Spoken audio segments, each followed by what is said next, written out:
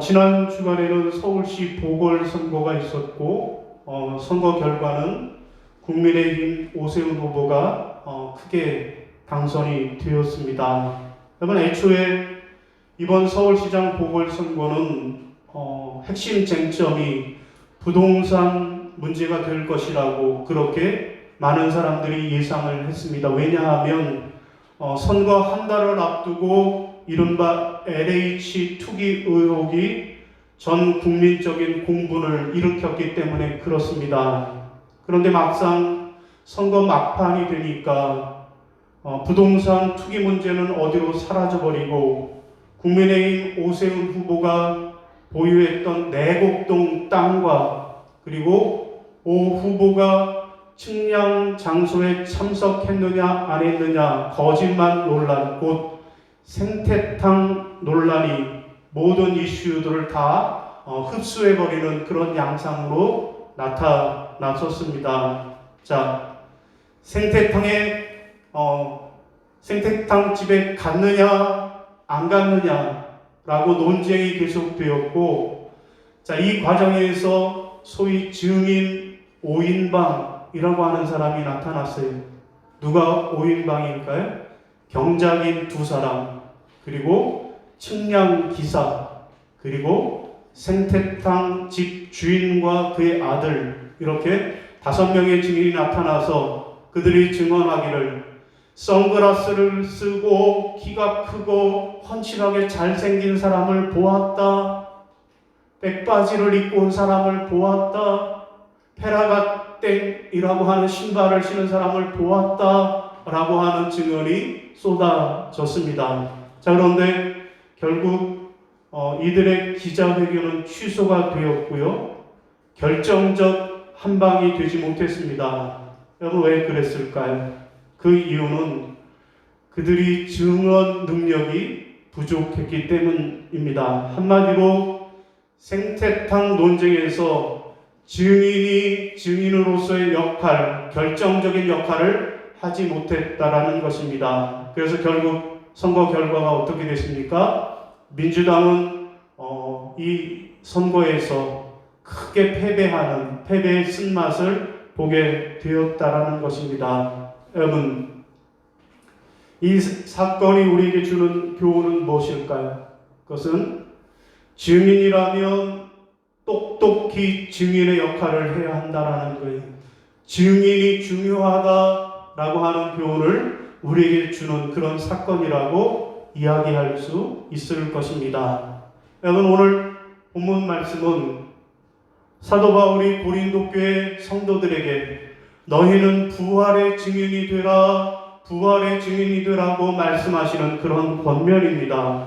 여러분, 우리가 지난 주일 부활주일에 고린도전서 15장은 예수님의 부활과 그를 믿는 우리 성도들의 부활에 관해서 설명하는 부활장이라고 말씀을 드렸습니다. 여러분, 오늘도 지난 주일에 이어서 고린도전서 15장 1절부터 11절 말씀을 통해서 부활의 증인이 되라라고 하는 제목으로 말씀을 묵상하려고 합니다. 여러분, 오늘 본문을 보면 먼저 바울은 고린도 교회 성도들에게 예수님의 부활에 대해서 아주 자세히 설명을 하고 있습니다. 곧 오늘 본문 3절과 4절에 보면 예수님이 십자가에 달려 죽으셨다. 그리고 땅에 묻혀 장사되셨다. 그러나 사흘 만에 다시 살아나셨다라고 예수님의 부활에 대해서 먼저 자세하게 설명을 하고 있습니다. 자, 그 다음 두 번째 내용은 5절에서부터 8절까지의 내용에서 사도 바울은 부활의 증인에 대해서 예수님이 부활하셨는데 이 부활에는 목격자들이 있고 증인이 있다라고 하면서 증인의 목록을, 증인들의 이름을 소개하고 있습니다. 여러분, 부활의 증인들 누가 있습니까? 먼저 5절에 보니까 베드로가 있고요. 그 다음에는 12 제자가 있고, 그 다음에 500의 형제들이 있고, 그리고 주의 형제 야고보가 있고, 또 모든 사도들 곧 70사도가 있고요. 마지막으로는 사도 바울 자기 자신이 그 증인이라고 이야기하고 있습니다.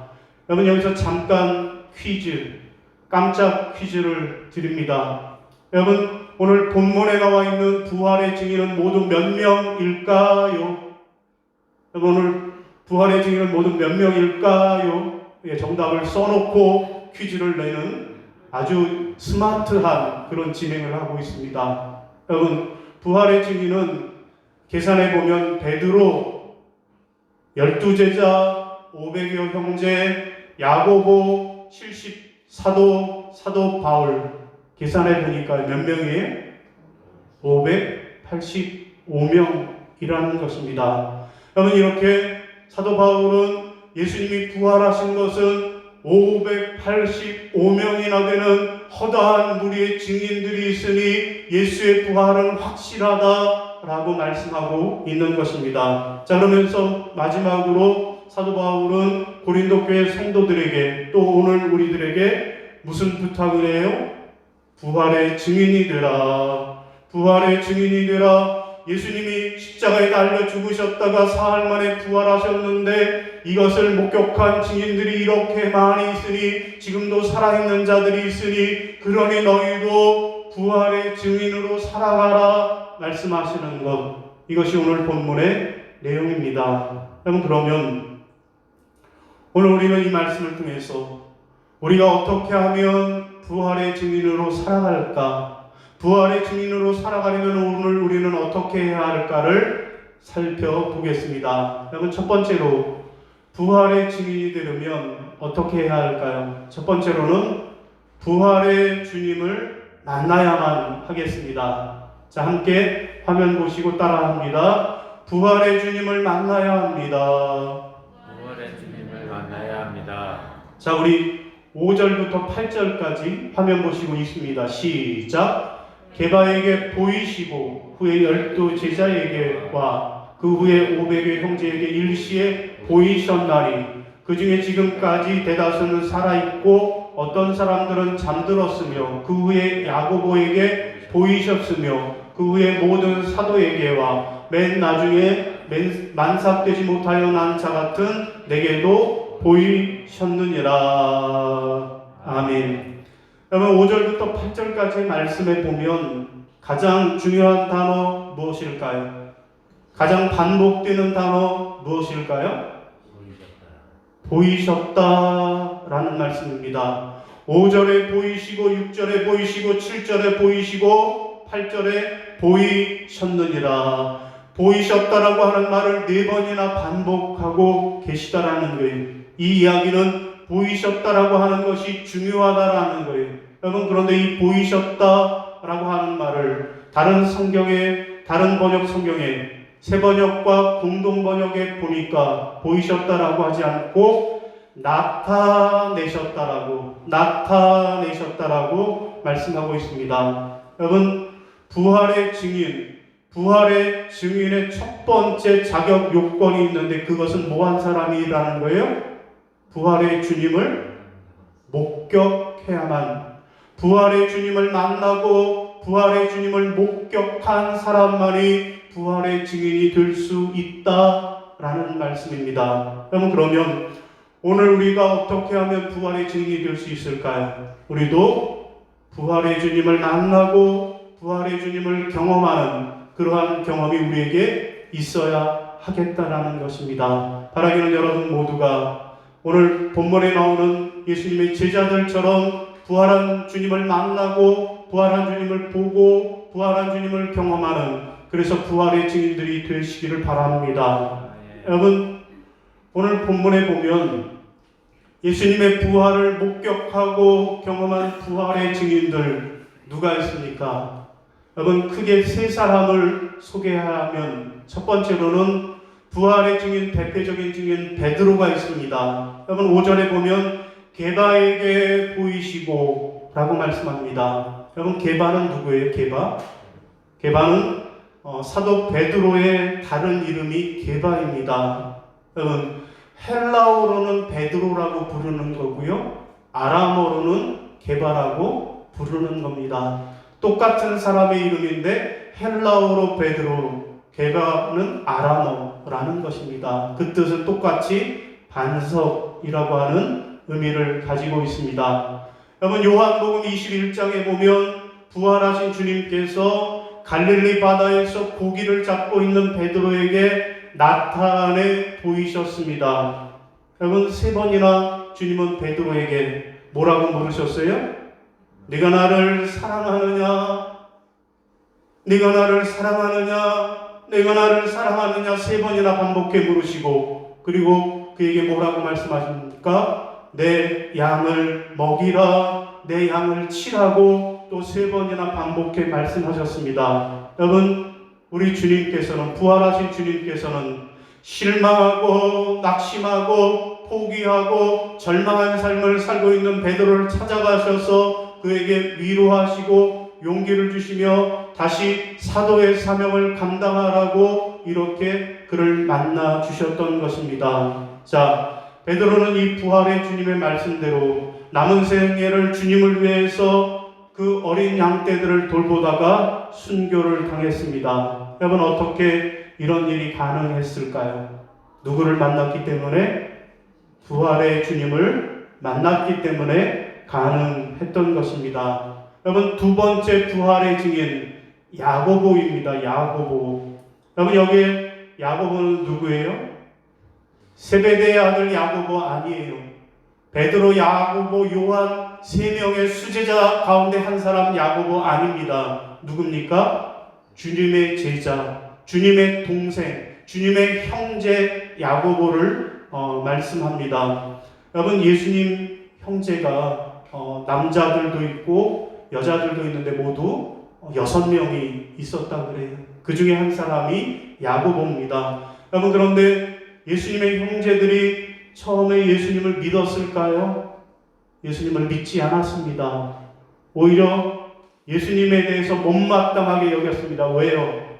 아니, 우리 집안의 장자인 예수님 형이 왜 그렇게 세상으로 돌아다니는가? 우리 가족을 책임지지 않고 뭐 하는 것인가? 심지어는 예수님을 미쳤다라고 생각을 해서 예수님을 데려가려고 찾아오기도 했었던 것입니다. 여러분, 그러나 예수님의 형제 중에 야고보와 유다는 나중에 예수님을 하나님의 아들이심을 믿고 초대교회 일꾼이 되었습니다. 자, 예수님을 믿지 못하던 야고보는 부활하신 주님을 만난 후에 자신이 잘못되었음을 깨닫고 주님을 믿게 되었습니다. 그리고 남은 생애를 주님의 교회의 큰 기둥으로 그렇게 헌신하는 삶을 살았던 것입니다. 여러분, 그러면 마지막으로 3번째 부활의 증인 누가 있습니까? 사도 바울입니다. 여러분, 베드로는 어떤 사람이었다고요? 주님을 모른다라고 부인했던 사람입니다.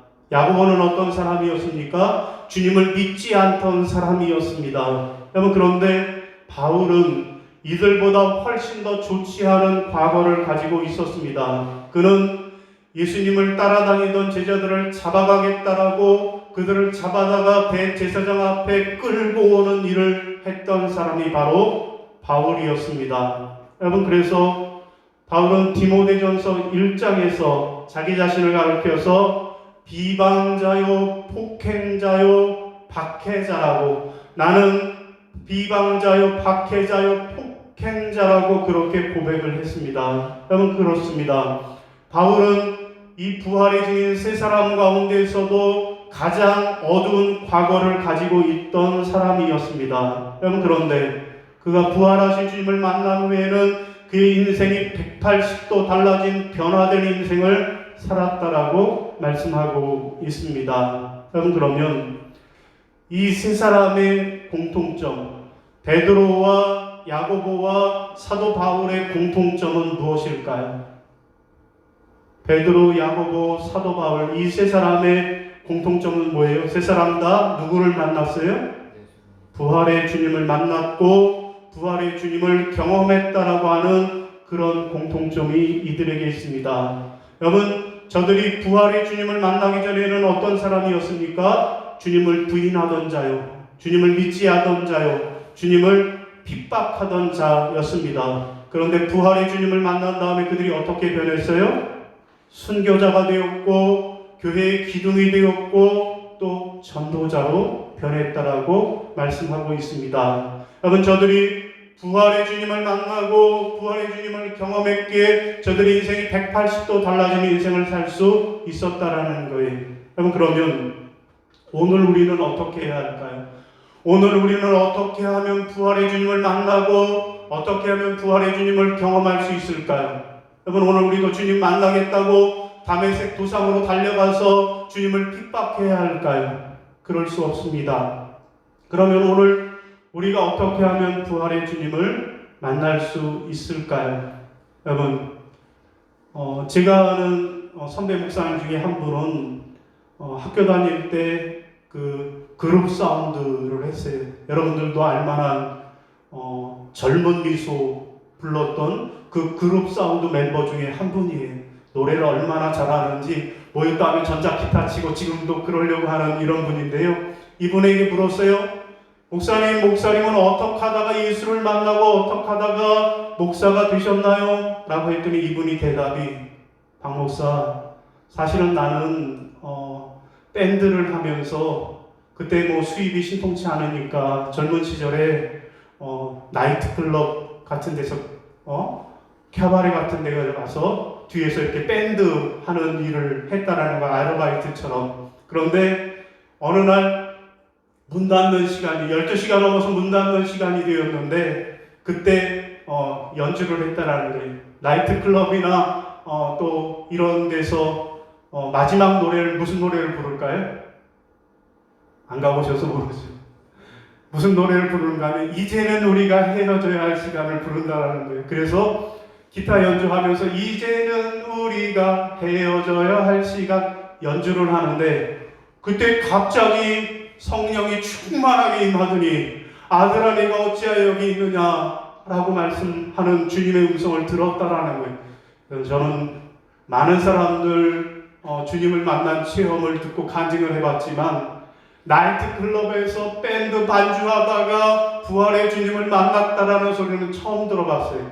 어쨌든 이분이 세게 받아갖고 그 길로 모든 걸 포기하고 신학교에 들어가서 공부하고 목사가 되었다라고 하는 간증입니다. 여러분, 그러면 오늘 우리는 어떻게 하면 부활의 주님을 우리도 만날 수 있을까요? 나이트클럽 가서 우리도 밴드 해야 할까요? 어떻게 하면 될까요? 여러분, 그 힌트를 오늘 우리는 렘브란트의 그린 엠마오에 가는 길이라고 하는 이 그림을 통해서 어떻게 부활의 주님을 만날 수 있는가를 힌트를 얻을 수 있습니다. 여러분, 예루살렘에서 엠마오로 낙심해서 침통한 표정으로 터덜터덜 걸어가는 두 제자에게 다가온 한 나그네의 하룻밤이 걱정돼서 그 나그네를 자기네 집으로 초대한 글레오파와 그의 친구가 양쪽에 앉아 있고요.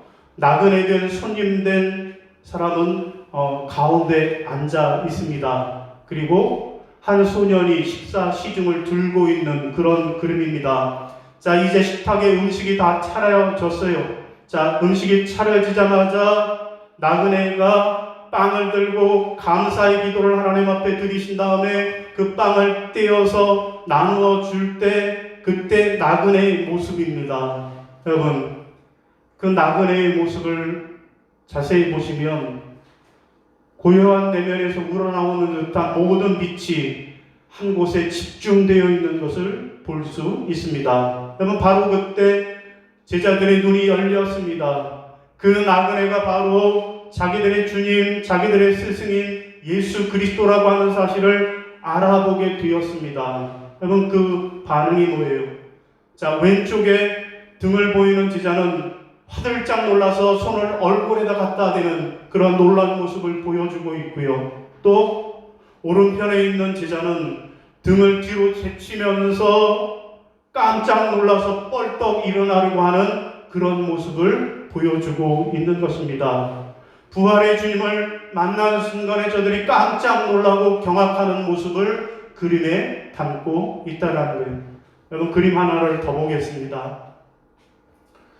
카라바조라고 하는 사람이 그린 엠마오의 저녁 식사인데, 여러분, 마찬가지로 주님이 가운데 앉아 있고 양 사이드에 제자들이 그려져 있습니다. 여러분 오른쪽에 있는 제자 두 팔을 벌린 거예요. 여러분 서양인들이 놀랄 때 가장 확실하게 놀란 표현을 양팔을 벌리는 것으로 나타내고 있는 것입니다. 그런가 하면 왼팔에 있는 사람은 의자를 붙잡고 지금이라도 자리를 박차고 일어나려고 하는 그런 모습을 보여주고 있습니다.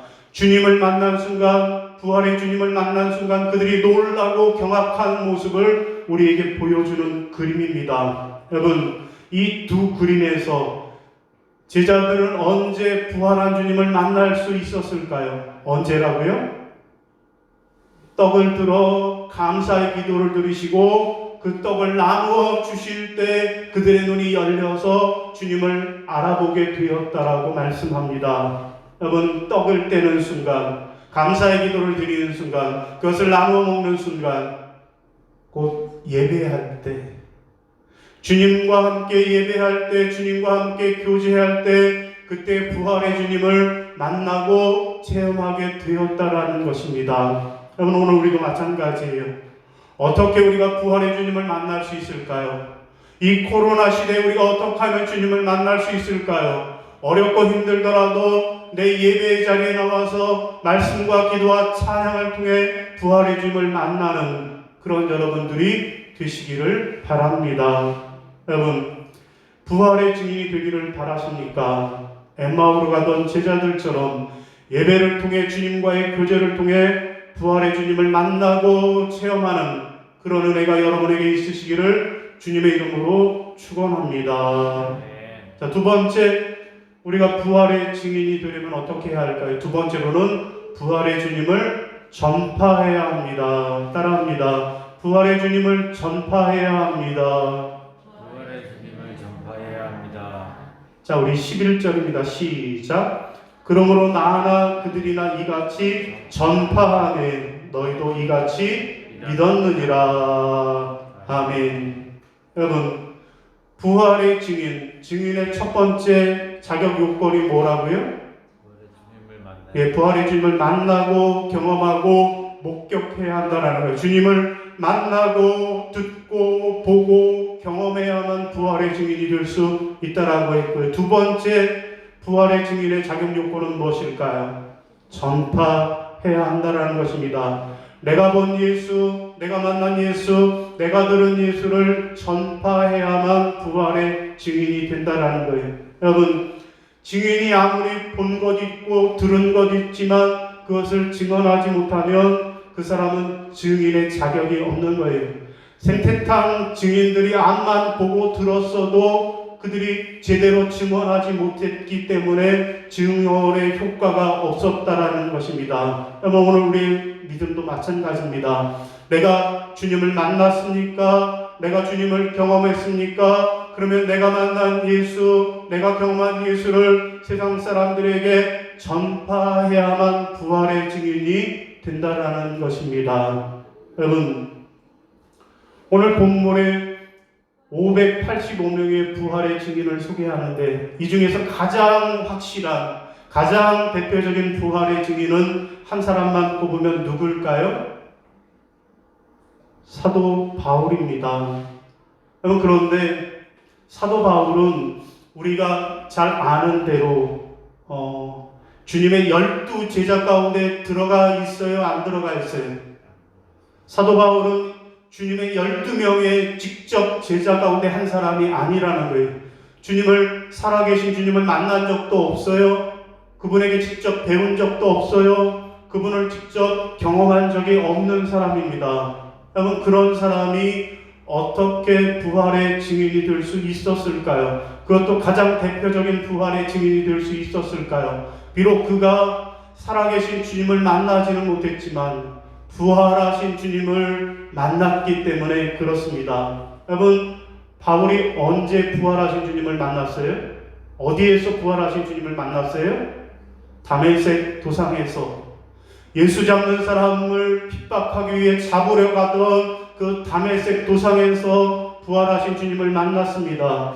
사울아 사울아 어찌하여 내가 나를 핍박하느냐 라고 주님의 음성을 들었습니다. 그리고 그 자리에서 꼬꾸라졌습니다. 그리고 그는 그 후에 새로운 사람으로 변했습니다. 핍박자요 회방자였던 그가 전도자요 순교자가 되었습니다. 여러분, 그래서 고백하기를 사도행전 20장 24절에 내가 달려갈 길과 주 예수께 받은 사명 곧 하나님의 은혜의 복음을 증언하는 일에는 복음을 증언하는 일을 마치려 하면은 나의 생명조차 조금도 귀한 것으로 여기지 아니하노라 라고 고백을 하고 있습니다. 여러분, 그렇습니다. 바울은 자신이 만난 부활의 주님, 자신이 체험한 그 부활의 주님에 대해서 목숨 걸고 담대히 증언하고 전파함으로 확실한 부활의 증인이 되었던 것입니다. 여러분, 영화 정우성과 김향기 주연의 증인이라고 하는 영화의 줄거리는 이렇습니다. 변호사 순호가 담당한 사건의 용의자는 살해된 사람의 집에 가사 도우미로 자기 집주인이었던 할아버지를 살해한 혐의를 받고 있었습니다. 여러분, 그런데 아무도 이 사건의 증거나 증인이 될 만한 것을 찾지 못했습니다. 그런데 수사를 하다 보니까 유일한 증인이, 이 살인사건의 유일한 증인이 한 명 있는데 그 아이가 바로 지우라고 하는 자폐증을 가진 아이였다라는 것입니다. 자, 어느 날 밤에 창문이 깨지는 소리를, 이웃집의 창문 깨지는 소리를 지우가 들었습니다. 그리고 그 살인하는 현장을 직접 목격하게 되었습니다. 자, 그런데 문제는 그 증인이, 그 소녀가 자폐아라는 문제가 있습니다. 자, 드디어 재판이 열리고 재판이 진행이 되었습니다. 어떻게 되었을까요?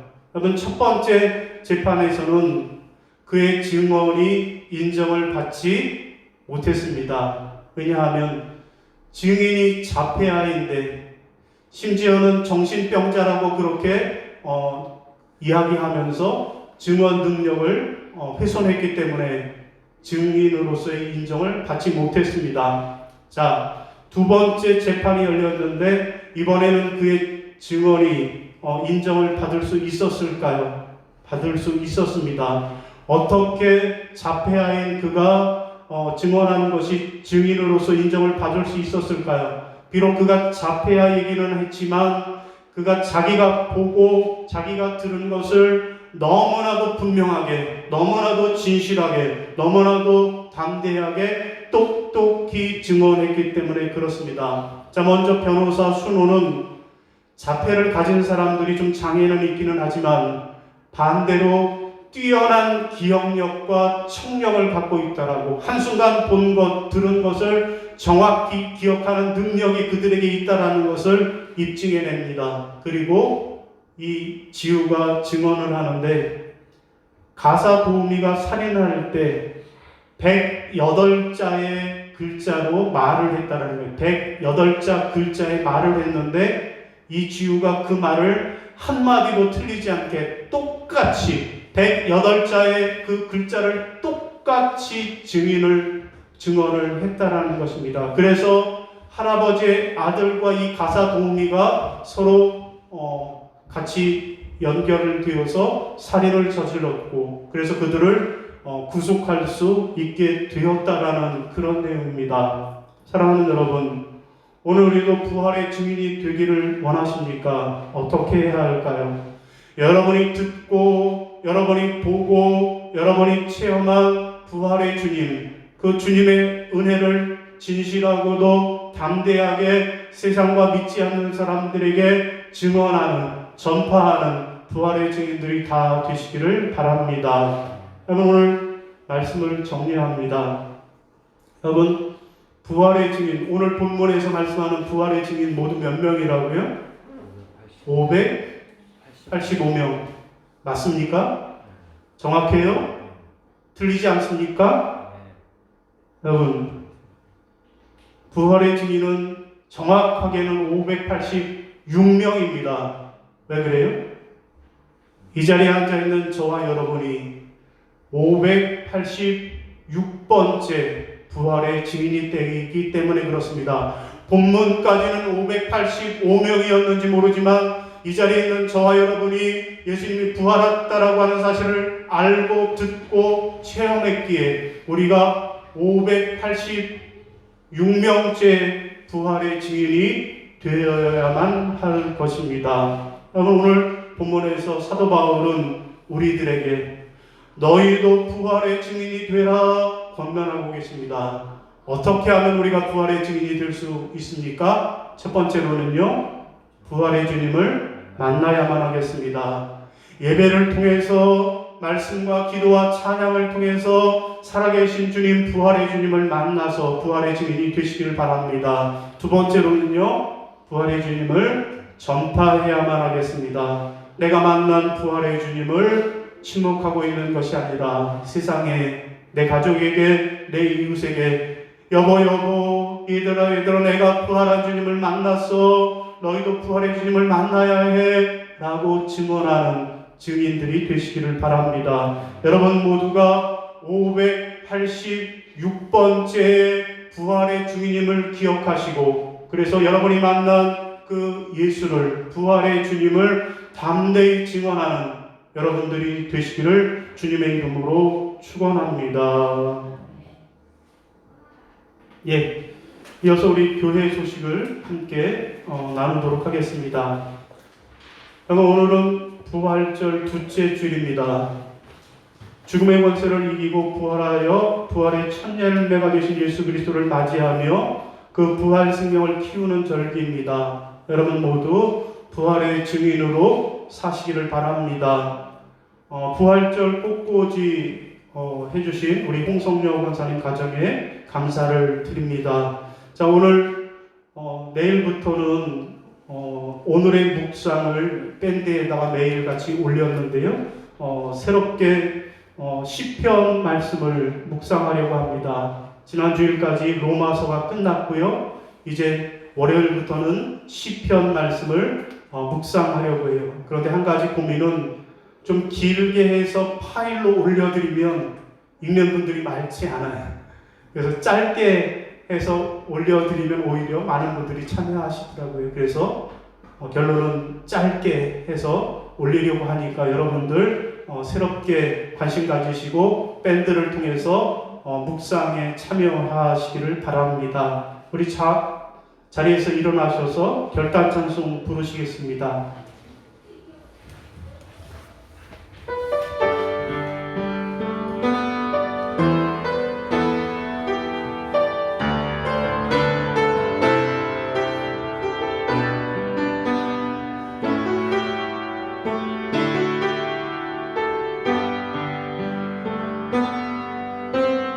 아버지 사랑 내가 노래해,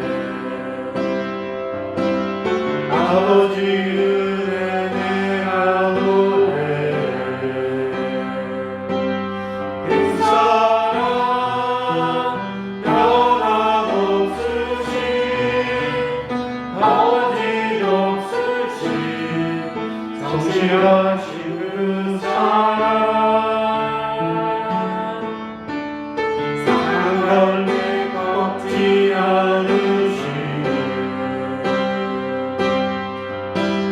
꺼져가는 등불 끄지 않는 그 사랑, 변함없으신 거짓 없으신 성실하신 그 사랑,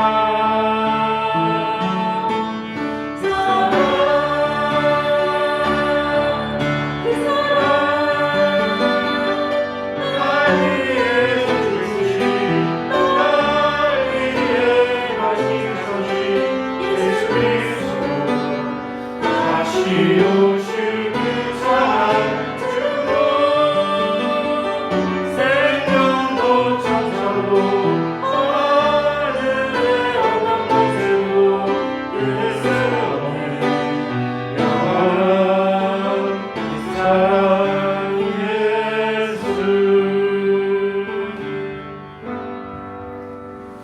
이제는 우리 주 예수 그리스도의 은혜와 아버지 하나님의 지극하신 사랑하심과 성령님의 교통하시고 인도하시는 은총의 역사가 이제 너희가 부활의 증인이 되라고 하는 이 사도 바울의 권면에 따라 내가 만난 예수, 내가 경험한 예수, 내가 체험한 부활의 주님을 세상의 땅끝까지 이르러 목숨 걸고 주의 복음을 증언하겠노라고 그렇게 다짐하는 부활의 증인 586번째 부활의 증인으로 살겠노라고 다짐하는 모든 성도들 머리 위에 이제부터 영원까지 함께 하시기를 간절히 축원하옵나이다. 아멘.